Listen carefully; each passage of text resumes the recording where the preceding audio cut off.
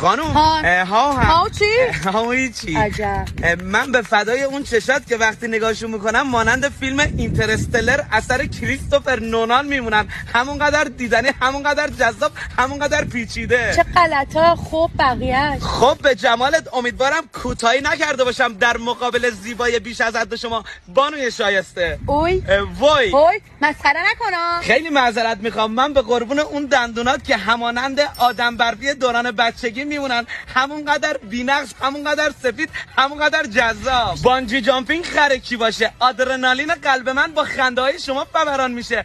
آدرنالین من. این زبون ریختن فایده نداره، باید پول داشته باشی.